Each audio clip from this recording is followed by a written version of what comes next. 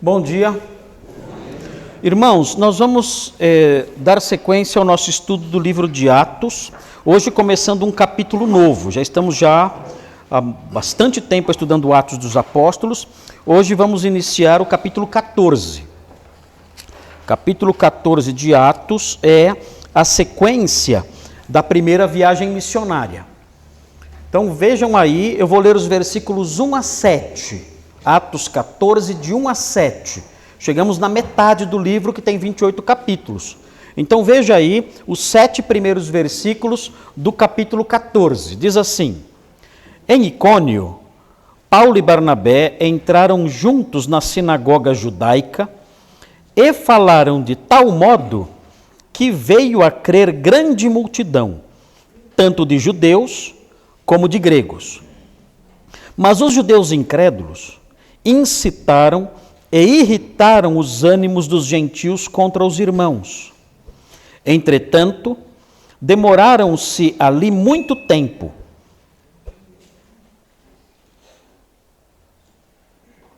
falando ousadamente no Senhor, o qual confirmava a palavra da sua graça, concedendo que, por mão deles, se fizessem sinais e prodígios.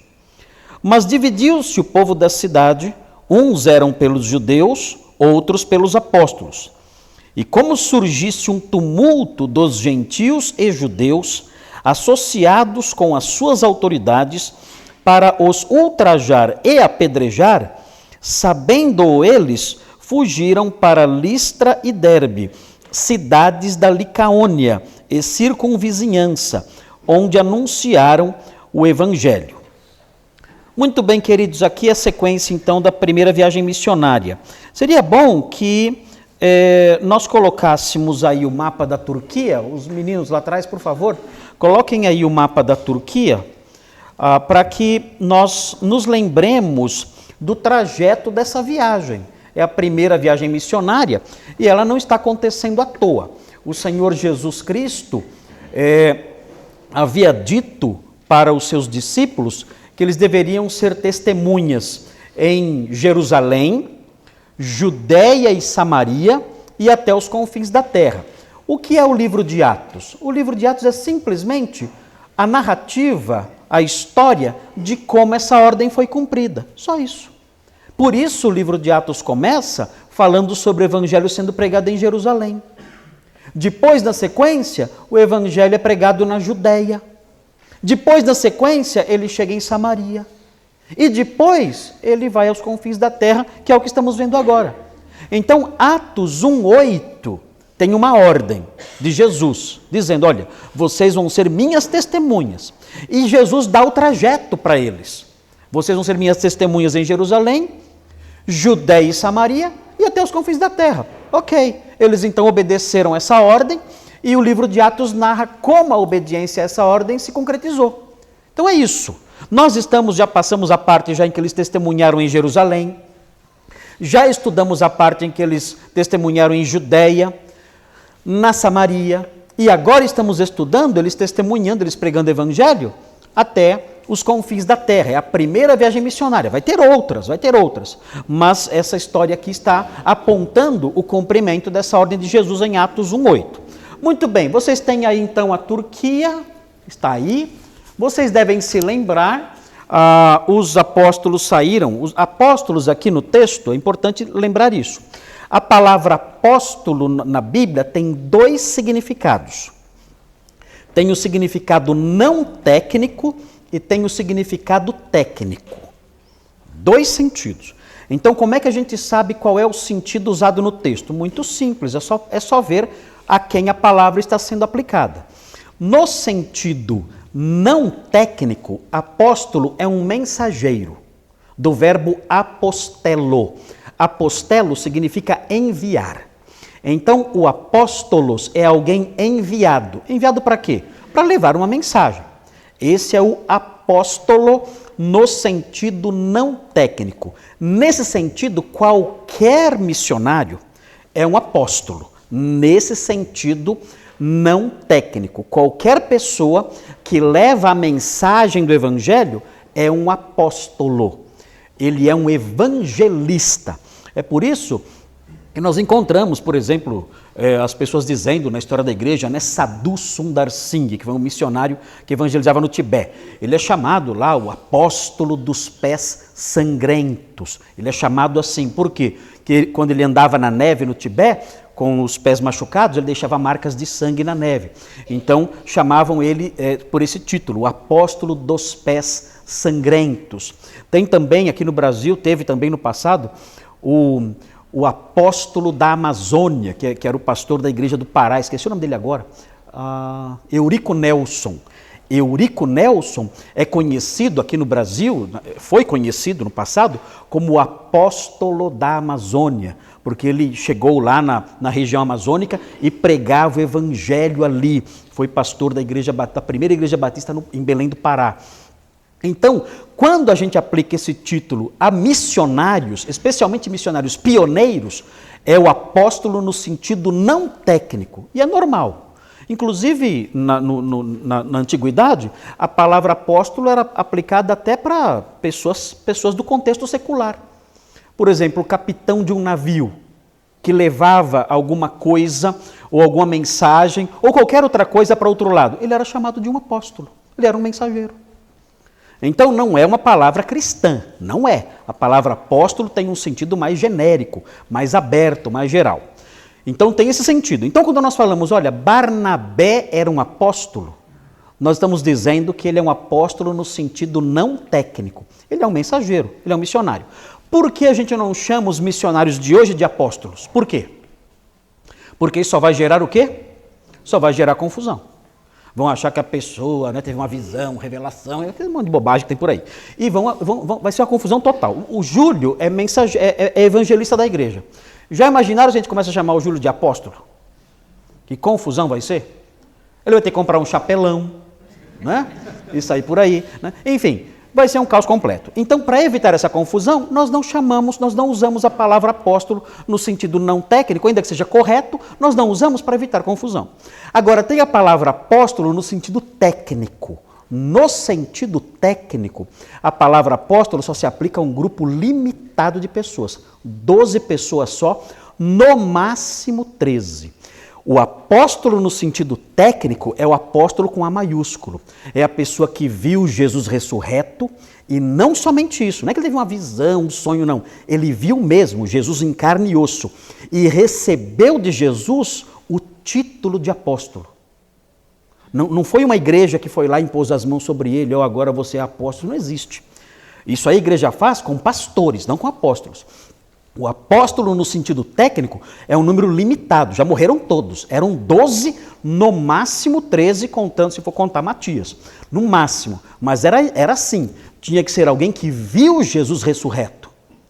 E além disso, alguém que, tendo visto Jesus ressurreto, recebeu de Jesus o apostolado, como Paulo fala que recebeu em Gálatas. Ele fala, eu não recebi o apostolado da mão de homem nenhum, ele fala.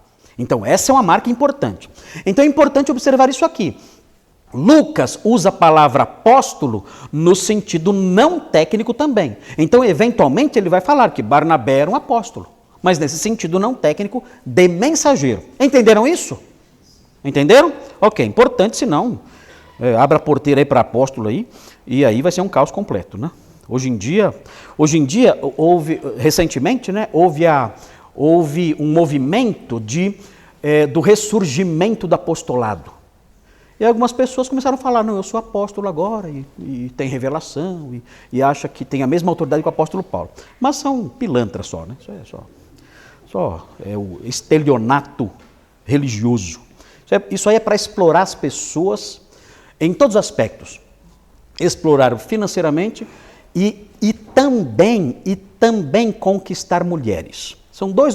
O falso apóstolo tem dois propósitos: explorar financeiramente e aliciar mulheres. São os dois alvos do falso apóstolo.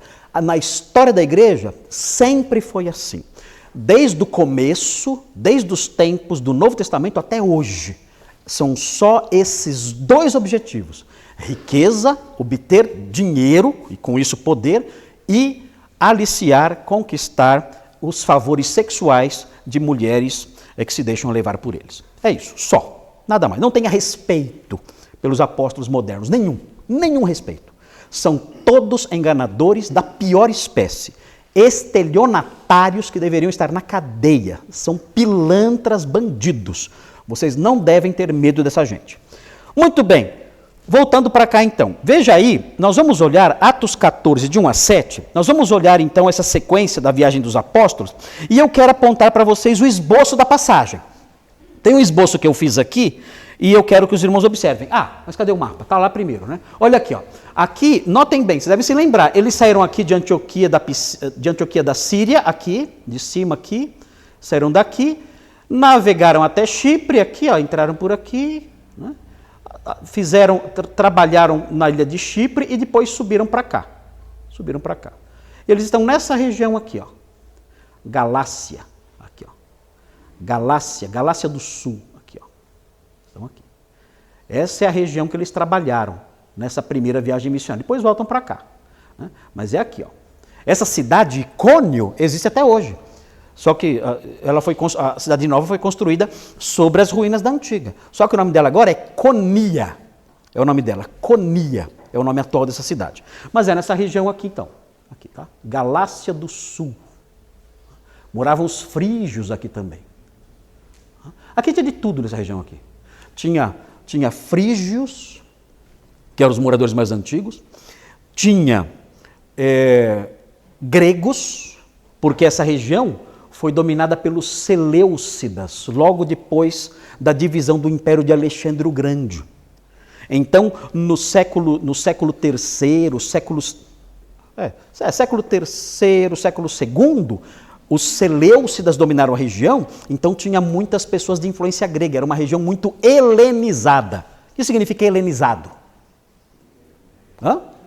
De influência grega. Por que a gente fala helênico? Por quê? Helena? Por que a gente fala helênico, helenizado? Porque Grécia, em grego, é Helás. Helás é o nome do país, Grécia. Então, quando falamos helenizado, é algo grecicizado. Agora inventei essa nova, né? Mais uma para o meu dicionário, né? É algo grecicizado. Isso é helenizado. Então era uma região helenizada, com muita influência grega, por causa dos Seleucidas. E mais, além disso aqui, além de frígios, além de gregos, existiam também judeus. Por que tinha judeu aqui? Por causa da grande dispersão, a diáspora, que aconteceu depois do fim do exílio babilônico, que durou 70 anos. Quando acabou o exílio babilônico, os judeus se espalharam pelo mundo e fundaram comunidades em toda a bacia do Mediterrâneo, no mundo inteiro. Chegaram até no Brasil, né? Não na época, depois vieram. Mas, enfim, espalharam por todo o mundo. E aqui, então, nós temos também uma comunidades judaicas aqui. Já aprendemos isso, o apóstolo Paulo já pregou numa sinagoga em Antioquia da Pisídia. E agora vai pregar de novo na sinagoga na cidade de Icônio. E além disso, além de judeus, gregos e frígios, havia também os romanos, que era uma colônia romana importante. Era um caminho importante entre o Oriente e o Ocidente. Tinha aqui, que ligava Antioquia da Pisídia a Icônio, tinha a Via Sebastiana, e essa via era uma via fortemente marcada pelo movimento comercial. Então os romanos dominavam ali também. Então tinha 4 povos na cidade de Icônio. Era um amálgama étnico e cultural, um amálgama. Claro, a maioria eram os gentios. Quem eram os gentios? Os frígios, os romanos, os gregos. A minoria eram os judeus. Então estavam todos lá. Quando o apóstolo Paulo chegou lá, ele encontrou isso, uma mistura cultural e étnica. E importante, ele foi para lá, de Antioquia da Pisídia até lá, são 145 quilômetros. É uma viagem longa e é uma viagem difícil. E ele fazia tudo isso a pé. Quanto tempo demora para andar 145 quilômetros? Quanto tempo demora, não o pastor Thomas, mas uma pessoa normal. Quanto tempo uma pessoa normal demora para andar 145 quilômetros? Hã? Um mês? Um mês, será? 5 dias? 5 dias? Depende. Bom, depende da velocidade, não sei. 30 quilômetros por dia. 30 por dia? Você aguenta, André, andar 30 quilômetros por dia? Comendo ovo, você aguenta, né? Aí, 30 quilômetros, ovo e café, você vai até volta para Antioquia da Síria, se deixar. Mas se for 30 quilômetros por dia, é isso aí, né? 5 dias. 5 dias. É, uma viagem pesada, né? Muito bem. Vamos, então, fazer o esbocinho da passagem. Estão situados, então, geograficamente aqui? Primeira viagem missionária é aqui, ó. Esse miolinho aqui, ó. Galácia do Sul. O apóstolo Paulo escreveu para essas igrejas depois, sim ou não? Qual é o nome da carta que ele escreveu para essas igrejas? Carta aos Gálatas, é isso aí, muito bem. Eles permaneceram firmes no começo? Não, a carta aos Gálatas foi escrita, por quê? Porque eles mostraram que estavam paquerando, né? Estavam paquerando com algumas visões legalistas, cerimonialistas e legalistas judaicas, por causa da influência de mestres que provavelmente tinham vindo de Jerusalém visitar aquela região. Então eles começaram a seguir um outro evangelho, que o apóstolo Paulo falou assim, isso aí não é evangelho, isso aí é algo maldito, isso é um evangelho diferente, você deve abandonar isso aí. Ele escreveu a sua carta, a carta aos Gálatas, que é a carta mais marcada por movimentos emocionais do apóstolo Paulo. É a única carta que ele chama os crentes de filhinhos. É a única carta que ele chama os crentes de filhinhos. E também a única carta que ele fala, quem dera esses caras aí se castrassem. Você fala, nossa, uma hora ele é tão bonzinho, outra hora ele é tão ruim. E depois ele fala, o fruto do Espírito é amor, alegria. Não estou entendendo essa carta. Então o que está acontecendo? O que está acontecendo são altos e baixos na emoção do apóstolo Paulo.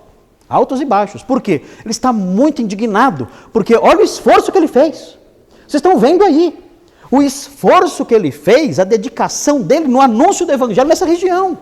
Deu a vida ali, perseguições terríveis que marcaram a sua memória por anos e anos. Quando ele escreveu a segunda carta a Timóteo, ele fala, olha, as perseguições que eu passei em Icônio, Listra e Derbe, quantas perseguições eu passei.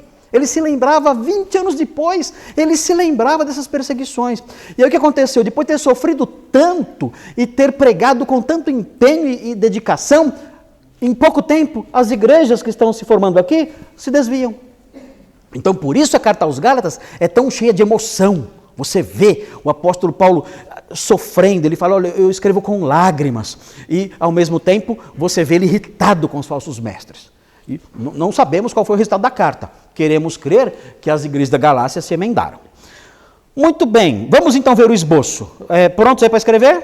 Vamos lá então. Primeiro item aí no nosso esboço. É uma sequência do que acontece na história. Então é assim, primeiro, o evangelho progride, mas desperta oposição. Esse título já nos ajuda a compreender o que vai acontecer conosco se começarmos a pregar o evangelho. Então, número 1, o evangelho progride, mas desperta oposição. Onde está isso? Versículos 1 e 2. Pegou aí, Guimel? Escreveu já? Ok, aí está. O evangelho progride, vírgula, mas desperta oposição. Falta a vírgula. Ok. O evangelho progride, vírgula, mas desperta oposição. Versículos 1 e 2, vamos olhar os versículos 1 e 2 e veremos isso. Então, é aquela história. Não existe história de evangelismo cor-de-rosa. Não existe. Esse negócio aí de, vou na rua dar abraço nos outros. Gente, não vou nem comentar que eu fico bravo. Então, é assim, ó, o evangelho verdadeiro, ele progride, ele vai para frente, ele avança, mas ele desperta o quê? Oposição, não é brincadeira. O apóstolo Paulo falou assim, olha, quem quiser viver piedosamente em Cristo Jesus, será perseguido. Ele fala isso no contexto de testemunho evangelístico, ele fala. Eu sofri perseguições em Icônio, Listra e Derbe, ele fala. E todos que quiserem viver piedosamente em Cristo serão perseguidos. Ele tem em mente o viver piedosamente testemunhando verbalmente o Evangelho. Número 2, item 2. O Evangelho persiste, mas causa divisão. Aqui o esbocinho ele vai seguir esse padrãozinho, ok? O Evangelho persiste, mas causa divisão. Versículos 3 e 4. O Evangelho persiste. Ele não vai morrer. Isso nunca. Mas ele causa o quê? Divisão. Ó, esse título tem alto conteúdo vivencial. Eu tenho que aprender a viver com a Bíblia. O Evangelho vai persistir, ele vai perdurar, o testemunho vai continuar, só que vai ter o quê? Vai ter divisão. Vai acontecer divisão na família? Vai. Nas amizades? Vai, não tem jeito. Olha lá, o Evangelho persiste, mas causa divisão. Não tem jeito. Isso não adianta romantizar, glamorizar, é assim e ponto final. Você pode até tentar evitar isso, e é bom que evite. Você não pode, me converter e vou chutar todo mundo. Não é assim. Né? Isso vem com o tempo. Chega um momento que você fala, olha, eu estou tendo que... Eu não consigo mais. Eu não consigo mais manter essa comunhão. Eu vou ter que me afastar um pouco. Eu vou ter que romper algumas coisas. Tem algumas amizades que eu não posso mais manter. Não que eu não queira, eu amo essas pessoas, mas não tem condições, não dá mais. A aproximação dessas pessoas pode destruir minha vida cristã. Minha casa, minha família, meu futuro, não dá mais. É importante isso. 3. O Evangelho padece.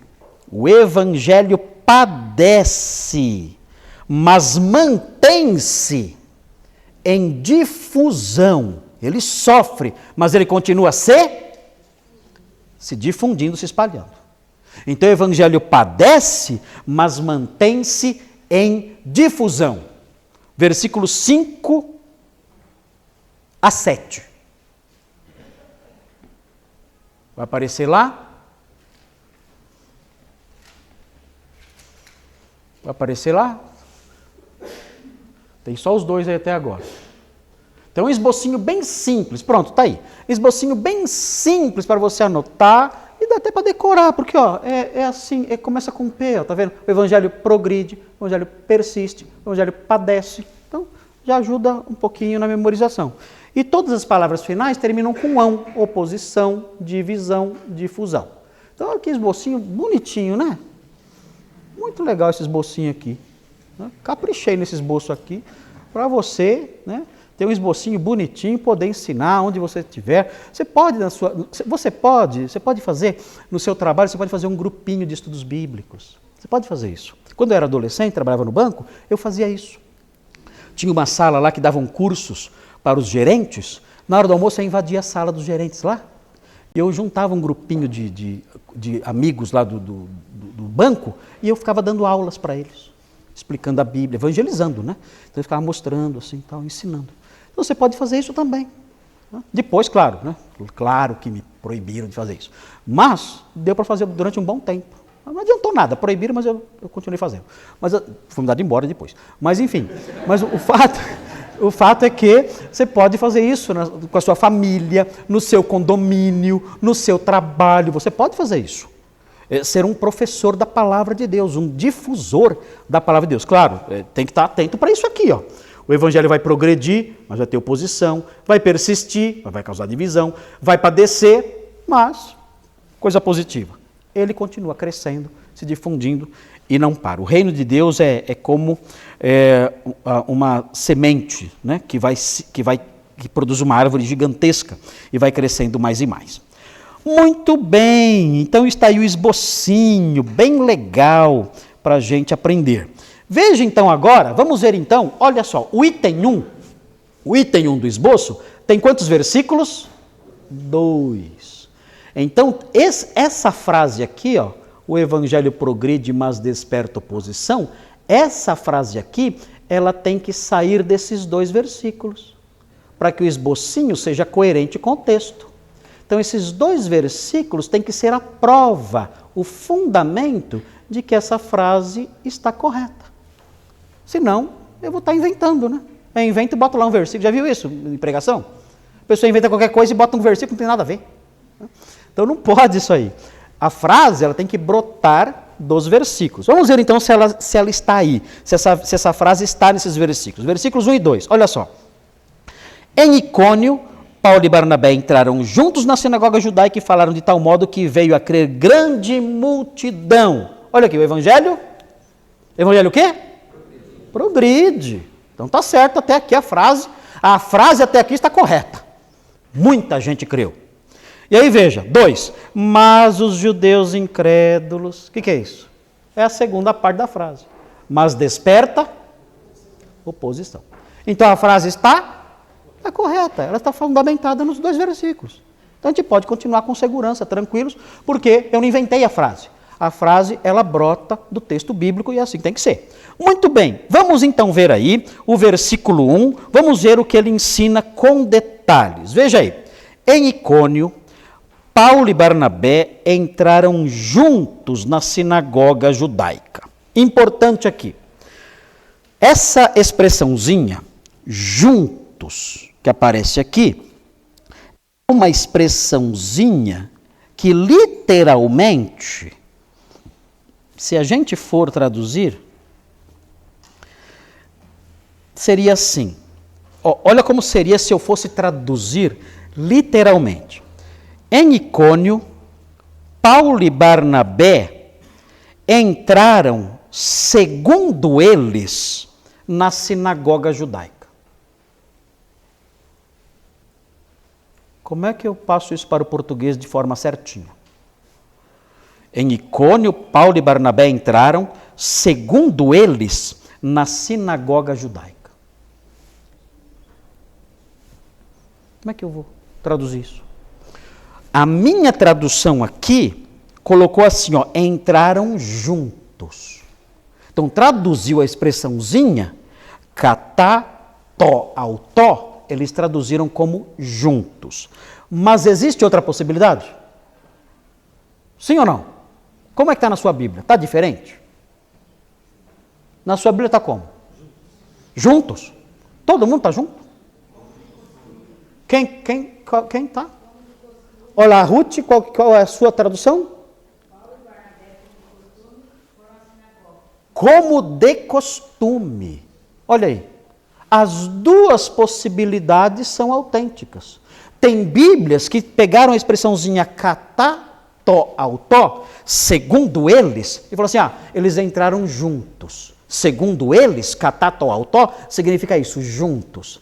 Eu acho que entraram juntos, é meio óbvio, né? Não sei se essa tradução é boa. Né?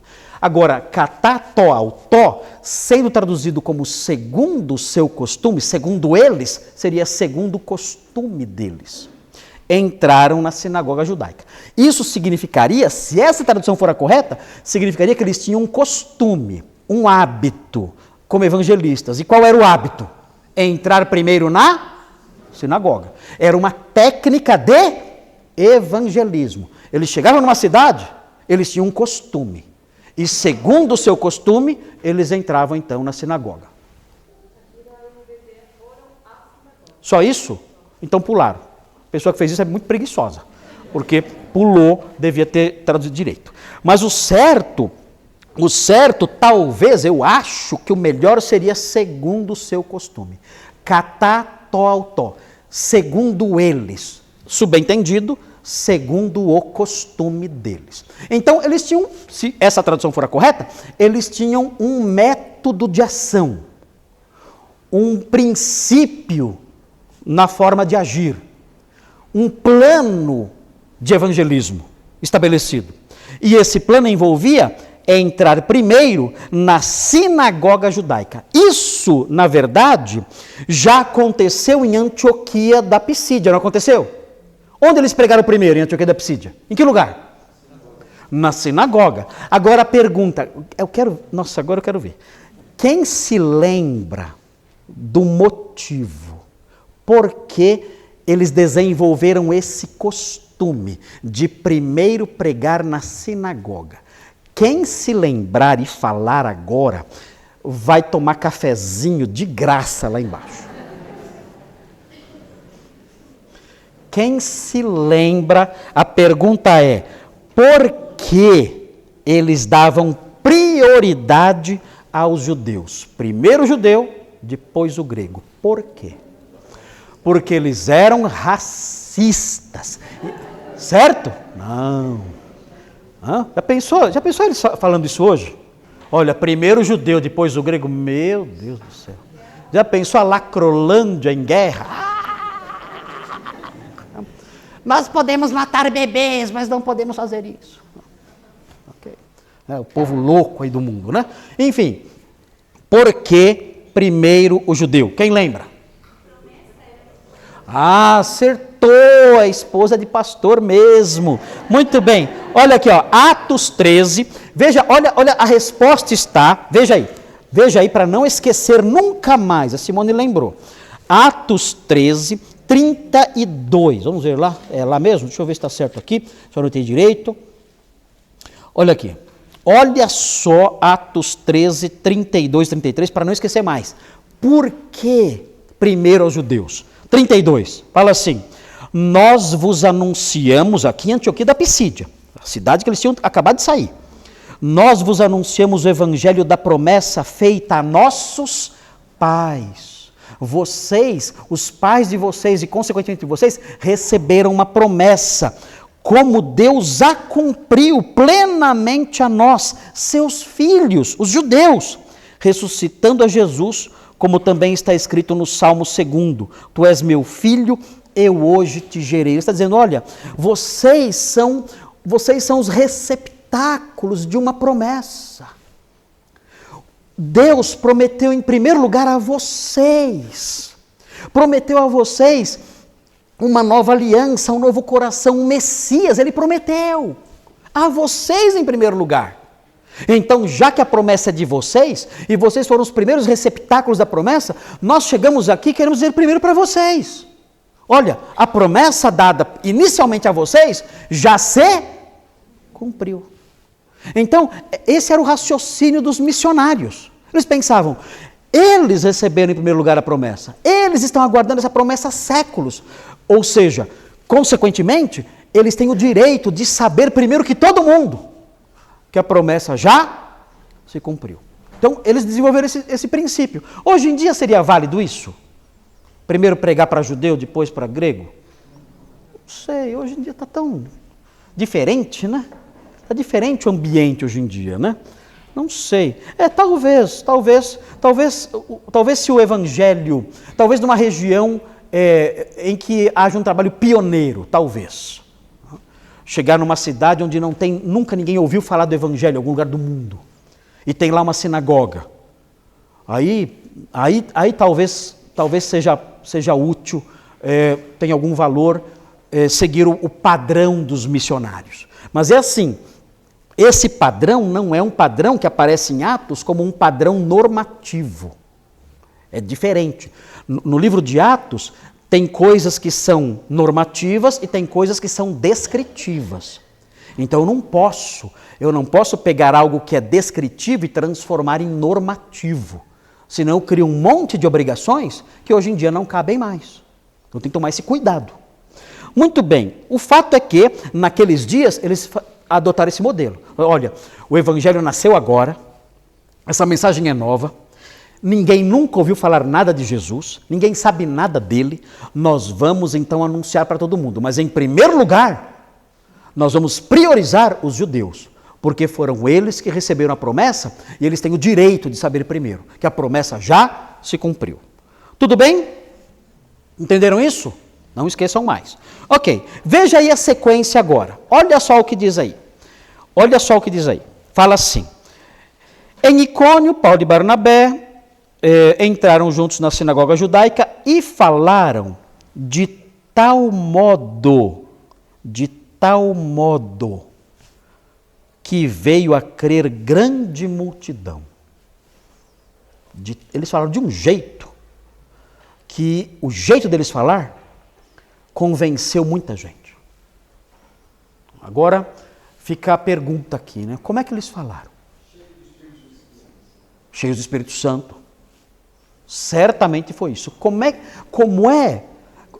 Note bem, isso aí é muito importante. Por quê? Porque nós não podemos acreditar que o falar de tal modo a convencer alguém é resultado de técnica de comunicação. Existem técnicas de comunicação? Sim ou não? Existem. Existem formas de falar para convencer as pessoas? Sim, tem. Existem livros escritos sobre isso.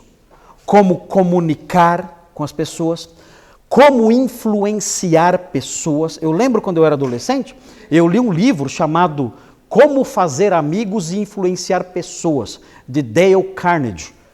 Era um livro muito conhecido na época. Eu li esse livro e achei interessante as técnicas que ele fala, né? Para você conseguir manipular os outros, né? Então você manipula quem você quiser daquele jeito lá. É claro, isso aí é terrível isso, porque a pessoa pode usar tudo aquilo com total hipocrisia. A pessoa pode usar aquelas técnicas com hipocrisia completa, só para manipular as pessoas. Eu li aquele livro e falei, olha, se isso aqui for feito com sinceridade, se a pessoa usar essas coisas com objetivos bons e com sinceridade no coração, não tem problema. Mas nós sabemos que muita gente usa essas técnicas com o objetivo de obter vantagem para si, manipular os outros, conduzir as pessoas nos caminhos que elas querem. Nós sabemos disso. E as pessoas podem ser induzidas para qualquer direção. Se houver um grande manipulador, as pessoas podem ser conduzidas por qualquer direção. Então, existem técnicas de linguagem, técnicas de convencimento. Há pessoas que são mais difíceis de convencer, outras mais fáceis, mas essas técnicas existem. São recursos de retórica. A pessoa pode manipular isso e fazer de tal forma que ele conduza multidões. Dizem, eu ganhei no meu aniversário, uma biografia do Hitler, não sei por que me deram isso, mas a Simone que me deu, uma biografia desse tamanho do Hitler, faz alguns anos. E eu li essa biografia, irmãos, vocês não têm noção da capacidade retórica dele. Aquele cara era o demônio, mas ele era um gênio na comunicação. Impressionante. Sabe onde ele pregava? Nas cervejarias de Munique. Irmãos, quando ele se levantava, ninguém conhecia ele.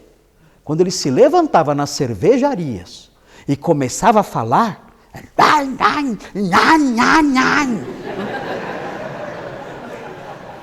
ele só falava isso, só. Mas todo mundo concordava. Todo mundo. Era impressionante. Irmãos, a capacidade dele era fora do normal. Era impressionante, uma coisa certa. Ele era sincero. Ele acreditava de coração na sua mensagem, com toda a sinceridade. Ele falava com cada célula do corpo. Sabe qual foi o resultado disso? A Alemanha inteira foi atrás dele. Impressionante a capacidade retórica desse homem. E, infelizmente, ele não era hipócrita. Esse não era o defeito dele, ele era sincero. Mas era sincero com convicções más. Esse era o problema. E ele conseguiu levar uma nação inteira, e a Europa toda, e o mundo todo, ao abismo. Foi um caos que esse homem fez. A força da linguagem, é impressionante. A força da linguagem, irmãos, é fora de série isso. Então, nós vemos isso aqui. Aí nós pensamos, será que os apóstolos, eles usaram esses artifícios de linguagem e conseguiram induzir essas pessoas do caminho que eles queriam? Resposta do livro de Atos, olha, não era assim que a pregação funcionava. A pregação cristã não funciona assim, com artifícios de linguagem. Porque, irmãos, eu já falei para vocês isso aqui outras vezes, eu posso manipular a multidão aqui. Eu posso. Você pensa que é difícil? É fácil. Eu mando baixar um pouquinho a lâmpada, ficar mais escurinho. Aí eu falo para o Daniel tocar uma música no piano, bem baixinho. Plim, plim, plim, plim, plim, plim. E eu começo a falar. Talvez você.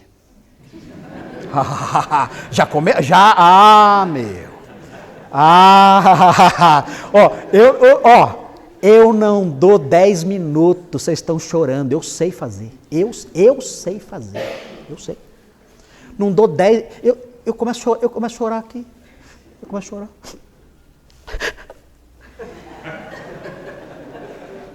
As primeiras que vão para o ralo são as mulheres. Depois uns homens já começam a ficar meio tortos já também.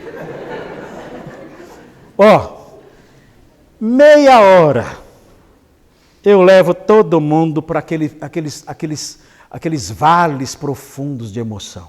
Aí sabe o que vão fazer? Vão sair daqui falando assim: nossa, hoje o Espírito Santo falou poderosamente ao meu coração. Espírito Santo foi o safado aqui, que manipulou vocês. Isso é manipulação de massa. Musiquinha no fundo, luz fraquinha, a voz impostada. Isso é manipulação de massa. Isso não tem nada a ver com o Espírito Santo. O que tem a ver com o Espírito Santo é o que a gente vai ver aqui agora. Isto sim. Então cuidado porque tá assim disso. Tá assim, Eu canso de ver isso. Canso de ver. Começou, já baixa a luz. Tudo escuro. Já viu pinta de preto, né? De preto. E vai lá o pianinho. E vai. Irmãos, meu Deus, como o povo de Deus precisa ser alertado quanto a essas mentiras. Olha o que o apóstolo Paulo fala em 1 Coríntios 2. Importante isso aqui. Olha só como é o invólucro do Evangelho, como é a capa, a embalagem do Evangelho. Isso é muito legal. O apóstolo Paulo era eloquente? Ele falou que não era. Ele falou, olha, muitos aí em Corinto falam que a minha palavra é fraca, a minha presença é fraca. Então ele era acusado de ter uma presença pouco marcante. Então talvez ele não fosse aquele orador que envolvesse. Lembra que ele estava pregando uma vez, um jovem dormiu? Lembra? Eutico. Ele pregou e não parava o sermão, e agora o ponto 3. Quantos pontos são? São 10. O jovem sentou na janela, caiu lá de cima, dormiu, caiu e morreu. O apóstolo Paulo foi lá, ressuscitou ele e continuou pregando, não parava o sermão dele. Não parava o sermão de jeito nenhum. Não, já ressuscitou? Já, então senta aí, presta atenção agora. E continuou pregando. Né? Então, ele parece que não era alguém que mantinha os olhos abertos, né? Se bem que tem que dar um desconto, porque ele foi longe naquela situação. Veja aqui, 1 Coríntios 2, olha que legal isso aqui. É muito importante. Isso aqui é um alívio para os pregadores. Porque nem todo pregador é eloquente. Muitos pregadores têm uma boa doutrina, muitos pregadores têm muito conhecimento, muitos pregadores são sinceros, dedicados, uma boa ortodoxia, mas ele não tem aquela habilidade natural de se comunicar. Não tem isso? Isso acontece às vezes. Então aqui nós vemos o apóstolo Paulo mostrando o poder do evangelho independentemente disso. Olha que joia, olha o que ele fala aqui. Eu, irmãos, falando aos coríntios, quando fui ter convosco, anunciando-vos o testemunho de Deus, não o fiz com ostentação de linguagem ou de sabedoria. Eu não fui aí e dei aí diante de vocês um show de retórica. Eu não fiz isso. Eu não fui aí com aquelas argumentações, aquelas jogadas de linguagem, aquelas sacadas, né, que o pessoal fala, uau, né, e tal, e, nossa, que orador fantástico. Não, eu não fiz isso. Ele continua, porque nada decidi saber entre vós, senão a Jesus Cristo e este crucificado. Assim, eu me concentrei no conteúdo, não na forma. Eu me concentrei no conteúdo, não me preocupei com a retórica. Eu me preocupei com o conteúdo do que eu ia falar. Isto sim. Ele prossegue.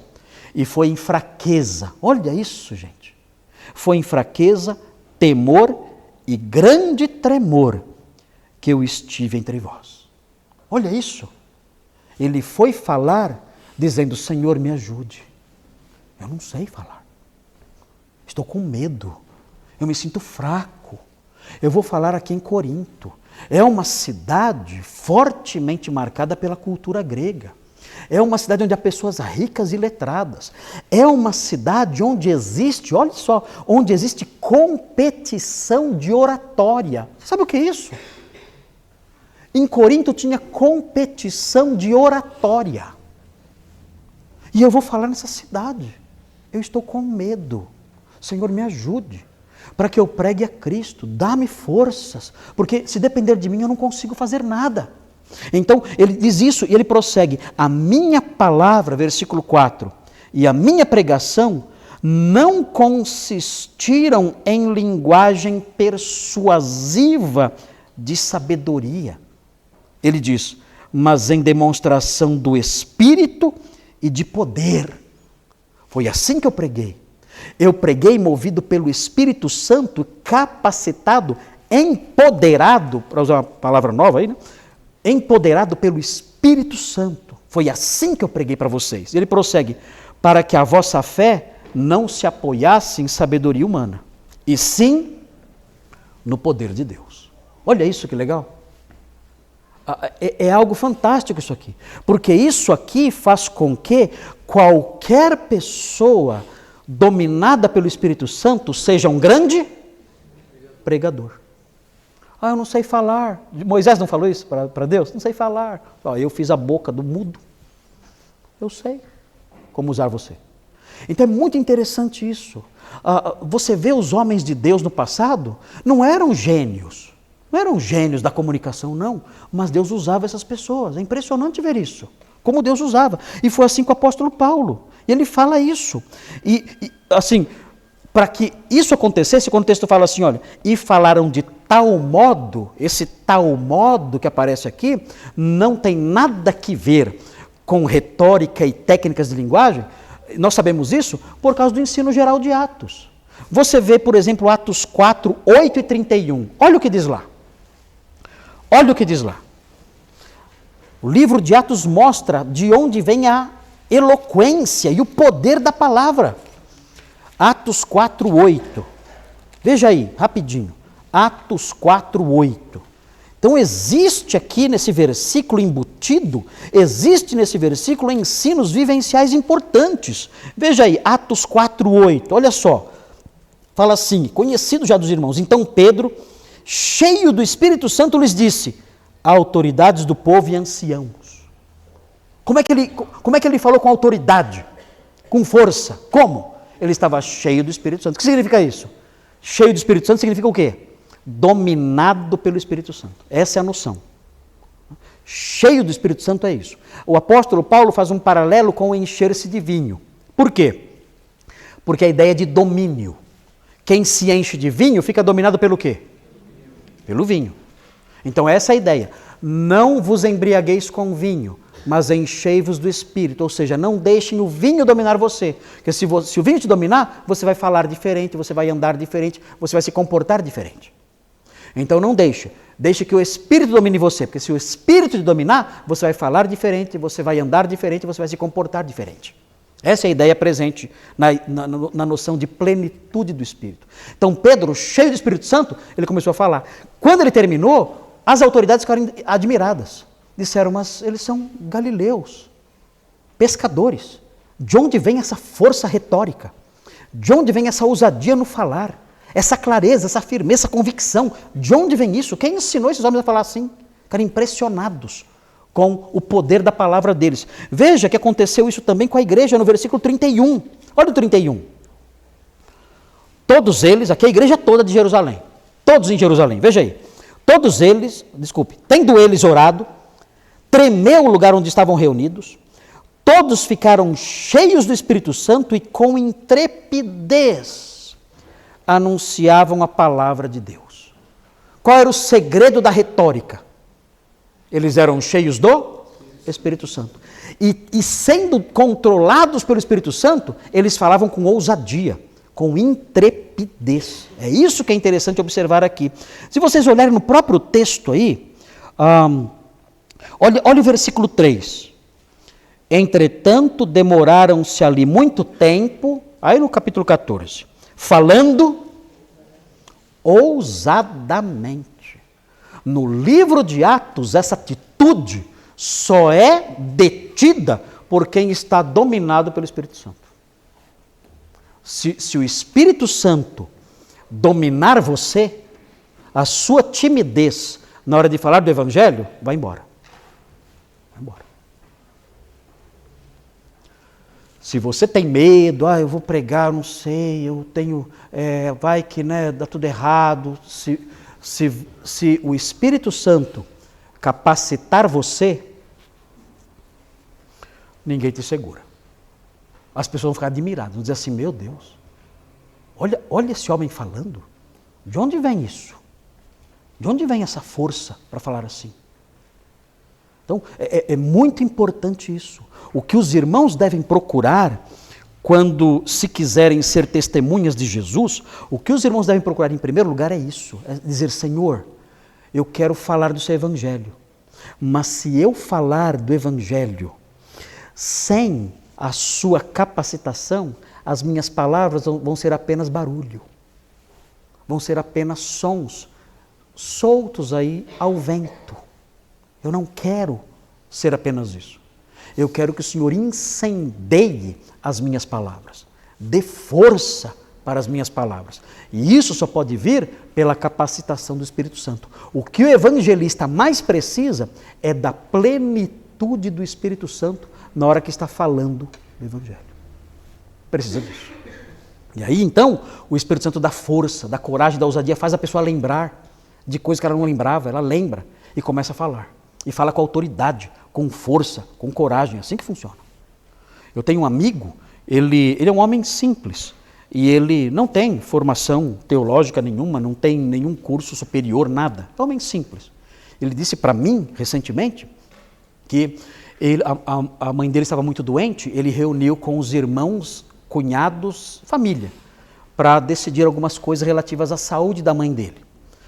A mãe dele teria que ser internada, talvez, tudo mais. Tinha que tomar decisões, envolviam recursos financeiros de alta monta. Então ele tinha que reunir com a família para tomar essas decisões. E ele reuniu com a família. E ele contou para mim, falou, pastor, num dado momento, falando com eles, eu disse assim para eles, para minha mãe e para todos. Eu disse assim, olha, eu quero aproveitar que estamos todos reunidos aqui e eu quero falar algo que talvez nunca ninguém tenha falado para vocês. Mas hoje eu vou falar. Hoje eu vou falar e vocês vão ouvir. Ele disse, irmãos, desceu fogo do céu. Ele falou para mim, pastor, eu não sei o que me deu. Eu falei, eu sei o que te deu. Ele falou, pastor, eu falei com uma autoridade, com uma convicção, com uma ousadia, com uma força, que eles ficaram assim parados, sem me retrucar, olhando para mim e eu falando. E eu disse a eles, falei do Evangelho para eles, se vocês não crerem no Filho de Deus, vocês todos estarão perdidos. E você, que diz que é evangélico, você não é nada. Você não é nada. Você mente para si mesmo, você não crê no Evangelho. Você tem que mudar a sua vida, crer em Cristo de verdade. E foi falando assim, com ousadia e firmeza. E as pessoas ouviram ali silenciosamente.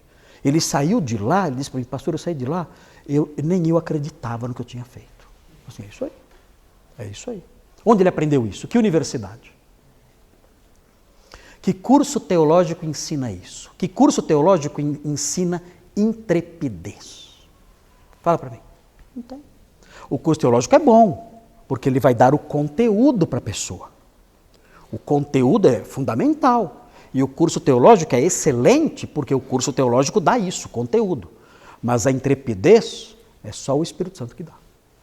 Temos que pedir isso. Senhor, dá-me intrepidez para falar, para que as pessoas creiam no Evangelho por meio de uma mensagem poderosa, forte, viva. Faça da minha boca uma espada.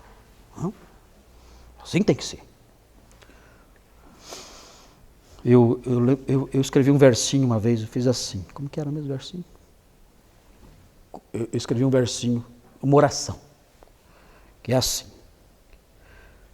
Tu puseste um rio de fogo correndo em meu coração. Ouve agora o meu rogo e dá-me a boca de um vulcão. Olha que bonito esse versinho que eu fiz. Não é bonito? Bonito pra caramba. Se cuida, Camões. Né? Tu puseste um rio de fogo correndo em meu coração. É assim que eu sinto. Eu tenho um rio de fogo. Ouve agora o meu rogo e dá-me a boca de um vulcão. Como que é a boca de um vulcão? Meu Deus, eu já vi um vulcão. Meu Deus, a boca sai correndo porque é forte. Então é isso que temos que pedir a Deus. Senhor, dá-me a boca de um vulcão, com força, fogo saindo da boca. Fogo, um dragão, né? Tem que ser assim. Isso é maravilhoso isso aí. Muito bem. Tudo bem até aqui? Já terminamos o versículo 1. Agora vamos para o versículo 2. Então vamos em frente. Estão cansados? Querem cantar um hino? Eu mando baixar a luz. Um pouquinho de emoção. Não? Ok, vamos continuar então um pouquinho mais aí. Depois a gente termina o esboço na aula que vem. Veja aí. Olha só a segunda parte lá do título 1, né? O Evangelho progride. O texto fala que muita gente creu. Foi poderosa a mensagem deles. Eles não falaram com base na retórica humana. Eles falaram energizados pelo poder do Espírito Santo. E isso causou impacto tremendo sobre aquelas pessoas. E muitos creram, muitas pessoas. É interessante observar que o texto fala que tanto judeus... O texto fala, não é isso? Tanto judeus como gregos. Ou seja, na sinagoga tinha gregos. O que eles estavam fazendo lá? O que os gregos estavam fazendo na sinagoga? Quem sabe? Vocês sabem. Eu já falei. Vocês não lembram? Lembram dos prosélitos e dos tementes a Deus? Lembram? Quem eram os prosélitos e os tementes a Deus? Os prosélitos eram gregos ou gentios que haviam se comprometido com o judaísmo até o ponto de serem circuncidados. Tinham virado judeus. E os tementes a Deus eram pessoas que se simpatizavam pela lei judaica, se simpatizavam pelo Deus dos judeus, mas não se comprometiam plenamente com a lei judaica. Então eles iam na sinagoga. Então a sinagoga tinha judeus e tinha gentios, os prosélitos e os tementes a Deus. O texto fala que muitos se converteram entre os judeus e entre esse grupo aí, os prosélitos e os tementes a Deus. Mas, olha o que acontece, aí vem a segunda parte do versículo. O evangelho progride, mas desperta oposição. Olha o que aparece aí. Mas os judeus, como eles são chamados aqui? Judeus o quê? Qual é o problema básico por trás do que vai ser feito? Incredulidade. Qual é o problema que subjaz à oposição ao evangelho? Quando você prega, alguém se opõe àquilo. O que está na base dessa oposição? Incredulidade. Vocês já viram, agora vai pegar isso aqui. Vocês já viram evangélicos se opondo à pregação do evangelho?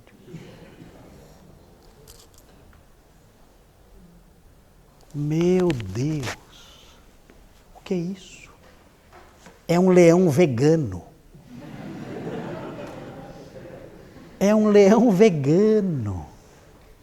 Mas não existe leão vegano. Concordo. Não é um leão. Não é um leão.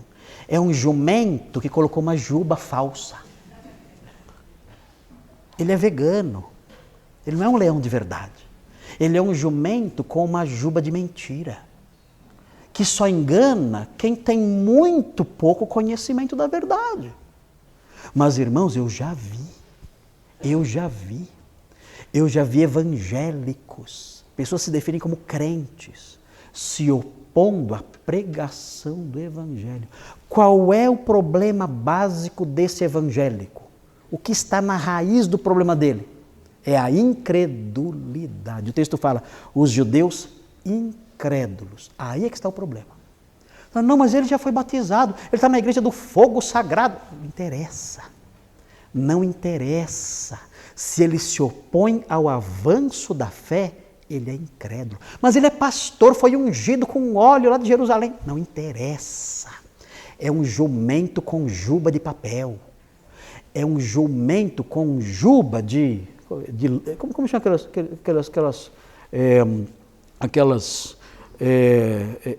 aqueles fiapos de lã que as senhoras usam para fazer bordados. Essa é linha de lã mesmo, né? É isso? Enfim. Oi? Meadas. São linhas. Então, é um jumento com juba de meadas. Nossa, mas existe isso? Existe. Está cheio de jumento com juba de meadas. Olha, eu sou leão. Rosna aí. Vai. Vai de novo. Tá. Isso é rosnar. É rosnar. Então você é um leão, sou um leão. Mas eu detesto carne, eu sou vegano. Que leãozão você é! O rei da floresta! Irmãos, olha, tem coisas tão óbvias, irmãos. Coisas tão óbvias. A gente não precisa ensinar. Às vezes eu me sinto, os profetas falavam assim, olha, os ídolos têm olhos, mas não veem. Pô, profeta, você tem que falar isso? Tem que falar. Os ídolos têm ouvido e não escutam. Mas, profeta, você tem que falar isso. Você tem que falar que pedra não escuta. Você tem que falar que gesso não vê. Você tem que falar isso, né? Tem que falar. Mas é óbvio, eu sei. Eu sei que é óbvio, mas eu tenho que falar. Porque parece que o povo não percebe o óbvio. É claro que eu estou diante, quando eu tenho um evangélico que se irrita, fica bravo, se opõe, se levanta contra mim quando eu prego o evangelho, é claro que eu estou diante de um jumento com meadas como juba. É claro. É óbvio. Ele é um incrédulo. Se ele fosse um crente, ele ia me ajudar. Se ele fosse um crente, ele ia falar assim, olha, preste atenção no que ele está falando. Ouça isso. Porque isso é o caminho da salvação. Eu vou me calar aqui para não atrapalhar. E o que precisar, eu vou buscar água para ele. Para que ele não pare de falar. É assim que o crente vai agir. Mas nós estamos num contexto evangélico que é assustador. Os nossos maiores inimigos na pregação da fé, muitas vezes, são os evangélicos. É de assustar. É de chorar. Olha o que eles fizeram. Os judeus incrédulos fizeram duas coisas. Primeiro, eles incitaram. Incitar aqui é levantar. O que eles levantaram? Está escrito aí. Os ânimos. Aí a palavra ânimo é a palavra psique, a alma deles. Dentro. Aí seria alma. A mente deles. Né? Eles levantaram. O que significa isso? Levantar a mente de alguém contra outra pessoa. É você preparar, é você dispor a mente de alguém para atacar. Não é isso? Eles levantaram a mente dos gentios, para atacar. E tem outro verbo aqui. Qual é outro verbo? Eles incitaram e fizeram o que mais? Irritaram. Sabe o que significa isso? Eles envenenaram. Olha o que eles fizeram. Eles levantaram a alma dessas pessoas contra os evangelistas e envenenaram a alma deles. Como é que eu enveneno a alma de alguém? Como é que eu faço isso? Como é que eu levanto a alma de alguém para atacar e enveneno essa alma? Eu enveneno com o quê? Mentiras, calúnias. Gente, olha, já vimos isso no processo anterior de Antioquia da Pisídia, aqui se repete. Irmãos, não se assustem, essa é a ordem do dia. Essa é a estratégia velha. É o que chamam hoje de construir uma narrativa para difamar você. E notem bem, não tem limites. Não tem limites. Eles chegaram ao ponto, nós aprendemos depois, no século II, eles chegaram ao ponto de acusar os cristãos de antropofagia. Dá para imaginar isso? Antropofagia. Meu Deus! Não tem limite essa mentira. Acusaram disso. Olha, eles comem crianças misturado com farinha. Eles fazem isso. Eles pegam as crianças no lixo, na época era fácil achar, criança jogada no lixo, criança na floresta, jogada lá, bebês, né, bebezinhos, em cima dos muros das cidades, deixavam as crianças lá, eram as crianças indesejadas. Jogava lá, ou no lixo, ou em cima do muro da cidade, ou na floresta para os animais comerem. Eles pegam essas crianças, vivas ainda, e levam para a festa deles. E lá na festa deles, eles matam essa criança com uma faca, misturam o sangue dela com farinha e comem. Faziam isso, os crentes faziam isso. Irmãos, dá para imaginar uma calúnia mais grotesca do que essa? Não dá.